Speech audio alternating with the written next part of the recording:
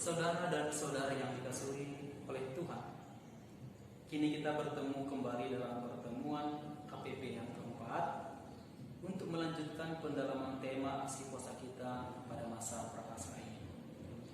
Pada pertemuan yang lalu, kita mendalami tentang mengelola keuangan dengan bijak. Itu pada pertemuan yang ketiga. Dan pertemuan yang akan datang, atau pertemuan kelima, atau pertemuan APP yang terakhir, kita akan bahas tentang keluarga Katolik menjadi berkat bagi sesama.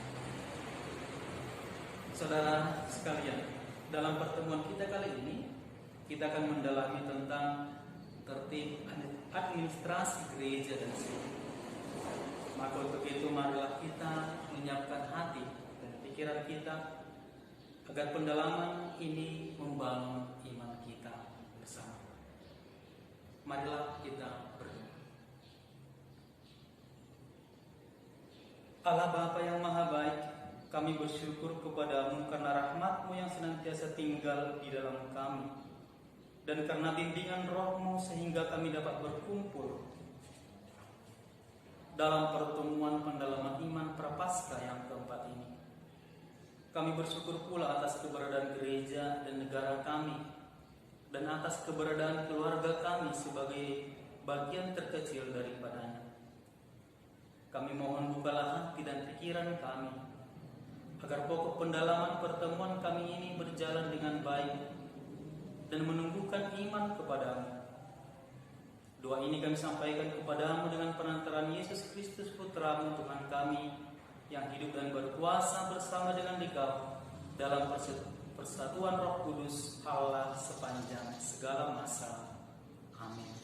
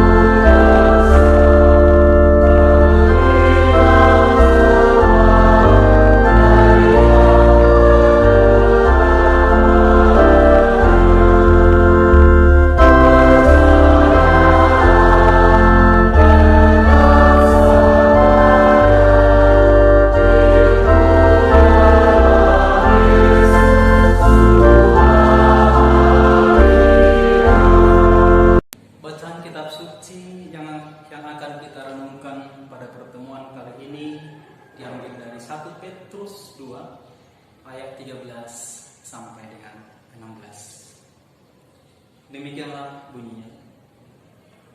Tunduklah karena Allah kepada semua lembaga manusia, baik kepada raja sebagai pemegang kekuasaan tertinggi, maupun kepada wali-wali yang diutusnya untuk menghukum orang-orang yang berbuat jahat dan menghormati orang yang berbuat baik. Sebab inilah kehendak Allah, yaitu supaya dengan berbuat baik kamu membungkam kebajikan orang-orang yang buruk. Hiduplah sebagai orang merdeka, dan bukan seperti mereka yang menyalahgunakan kemerdekaan itu untuk menyelubungi kejahatan-kejahatan mereka, tetapi hiduplah sebagai hamba Allah. Saudara-saudari, Bapak Ibu yang terkasih,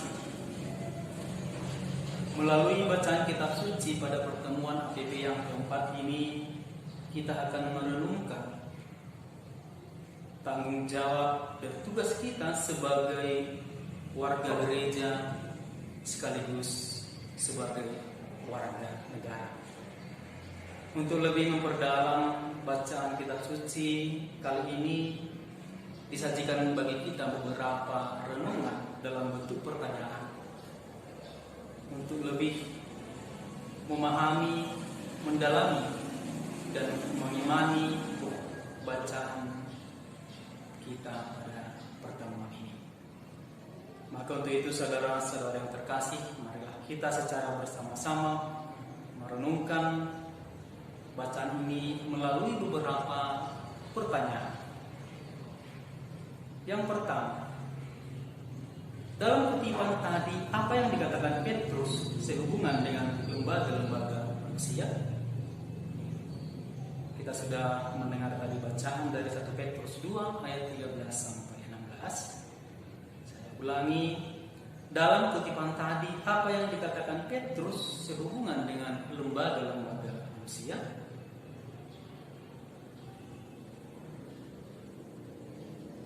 Saudara-saudara terkasih, dalam ayat 13 dituliskan tadi, tunduklah karena Allah kepada semua lembaga manusia, baik kepada raja sebagai pemegang kekuasaan yang tertinggi, maupun kepada wali-wali yang diutusnya untuk menghukum orang-orang yang berbuat jahat dan menghormati orang-orang yang berbuat baik.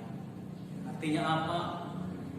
Bahwa sebagai warga negara kita juga harus patuh, taat atas aturan-aturan yang telah diterapkan oleh pemerintah bagi warganya. Sebagai warga negara kita wajib mematuhi setiap peraturan yang telah dibuat oleh pemerintah. Pertanyaan kedua, apa saja lembaga yang terpenting dalam hidup keluarga kita? Jelas, lembaga yang terpenting dalam hidup keluarga kita adalah gereja dan pemerintahan sipil. Ya, kita hidup sebagai warga gereja, kita juga hidup sebagai warga negara. Maka kita harus patuh juga setiap aturan gereja dan juga patuh terhadap setiap aturan pemerintah. Pertanyaan ketiga, apa yang harus kita lakukan untuk menunjukkan bentuk kepatuhan terhadap lembaga gereja dan pemerintahan sipil? Apa yang harus kita lakukan untuk menunjukkan bentuk kepatuhan terhadap gereja dan pemerintah sipil? Jelas, hal yang paling penting adalah mengenai administrasi gereja, juga administrasi sebagai warga negara. Mengurus surat-surat yang diwajibkan atau diperlukan dalam lembaga gereja, misalnya surat baptis, surat nikah, surat tanda krisma, akte nikah, surat tanda komuni pertama, kartu keluarga gereja, tanda masuk biduk, dan yang lain. Kemudian surat-surat yang diwajibkan sebagai warga negara dalam bentuk pemerintahan sipil, misalnya kita harus memiliki KTP, SIM, kemudian BPJS, kartu keluarga, dan administrasi atau dokumen-dokumen yang lain yang diperlukan. Pertanyaan yang keempat, apa akibatnya bila kita tidak tertib administrasi, baik administrasi gereja maupun administrasi pemerintahan sipil? Yang jelas kita akan mengalami banyak masalah. Tidak memiliki SIM misalnya membuat kita sewaktu-waktu dapat kena tilang. Tidak memiliki KTP misalnya membuat kita dalam banyak hal mengalami kesulitan. Tidak memiliki tanda krisma akan menyulitkan kita dalam penerimaan pelayanan sakramen perkawinan dan contoh-contoh kesulitan yang lain. Bapak Ibu saudara-saudara yang terkasih, melalui renungan dalam bentuk 4 pertanyaan tadi, dapatlah kita rangkum atau dapat kita buat suatu kesimpulan. Dalam suratnya Rasul Petrus mengajak semua orang agar tunduk kepada lembaga manusia, baik kepada raja sebagai pemegang kekuasaan tertinggi, maupun kepada wali-wali yang diutusnya untuk menghukum orang-orang yang berbuat jahat dan menghormati orang-orang yang berbuat baik. Lembaga yang dimaksudkan oleh Petrus yakni lembaga gereja dan pemerintah. Ia menganjurkan supaya setiap orang tunduk kepada gereja dan pemerintah. Dan sebagai bentuk ketundukan kepada gereja dan pemerintah, setiap orang wajib melaksanakan aturan yang digariskan oleh gereja dan pemerintah. Sebagai warga gereja dan pemerintah, kita harus melakukan kewajiban yang sudah digariskan lembaga tersebut. Kewajiban kita kepada gereja dan pemerintah yakni kita harus tertib administrasi, surat baptis, surat nikah, surat tanda krisma, akte lahir, akte nikah, SIM, surat tanda komuni pertama, kartu keluarga gereja, kartu dama, tanda masuk dalam biduk, KTP, BPJS, kartu keluarga, sertifikat tanah, dan administrasi atau dokumen-dokumen yang lain. Sebaliknya, jika kita tidak memiliki surat-surat yang diwajibkan oleh gereja dan pemerintah, kita akan mengalami banyak kesulitan dalam memperoleh hak kita sebagai keluarga Katolik dan juga sebagai warga negara. Kita tidak akan mengalami kesejahteraan apabila surat-surat yang diwajibkan tadi tidak kita miliki. Maka untuk itu, saudara-saudara, marilah kita menjadi warga gereja dan sekaligus warga negara yang baik dengan tertib administrasi, agar hak kita dapat kita peroleh dengan baik dan lancar.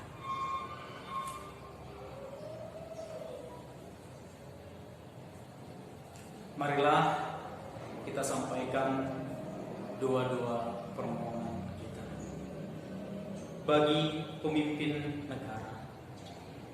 Ya Allah Bapa yang Maha Baik, berkati dan sertailah senantiasa pemimpin negara kami, pemimpin bangsa kami, agar setiap kebijakan yang mereka keluarkannya Tuhan dapat membawa kesejahteraan bagi kami rakyatnya.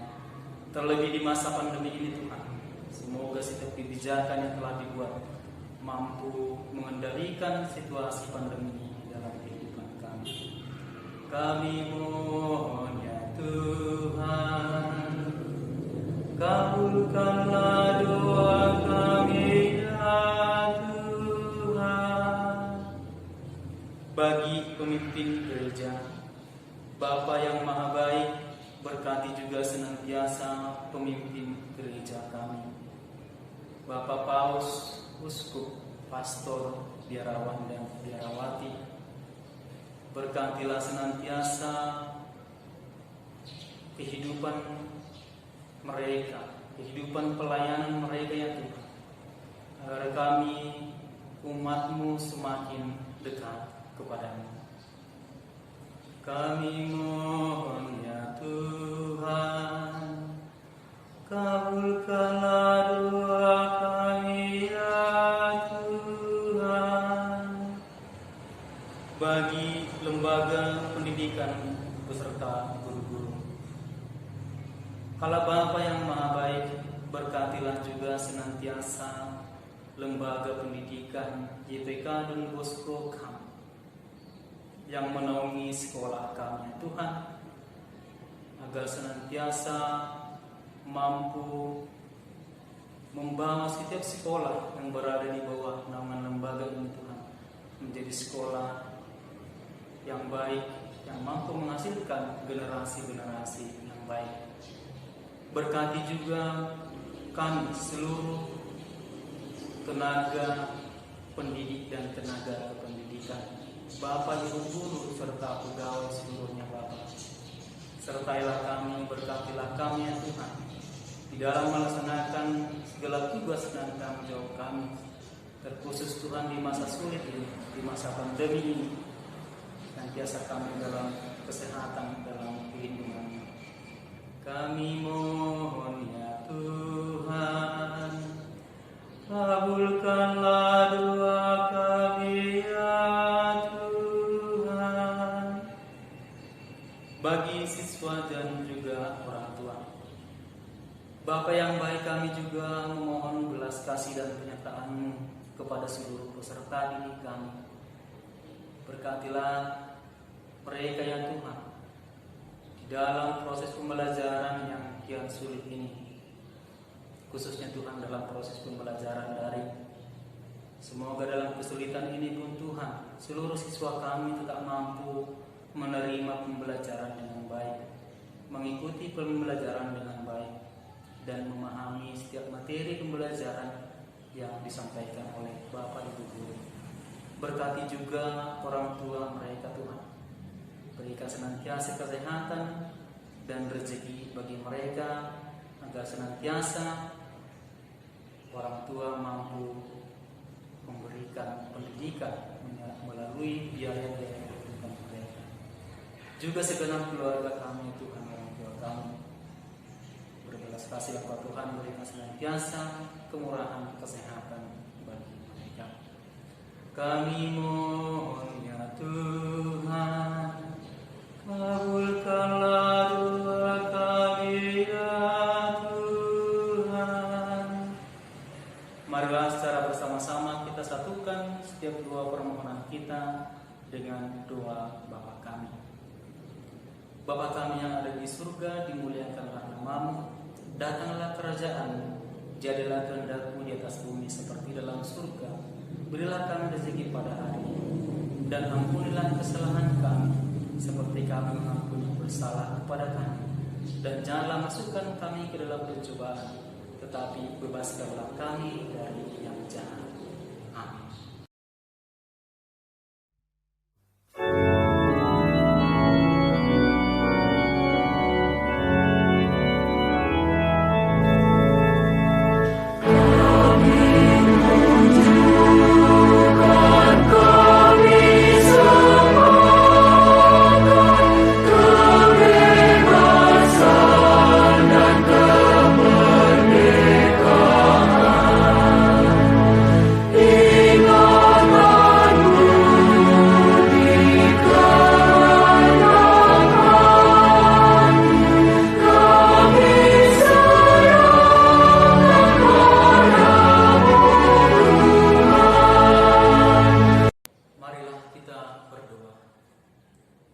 Ya Allah Bapa yang Maha Bijaksana, kami telah mendalami dan merenungkan hidup keluarga kami sebagai bagian dari gereja dan negara.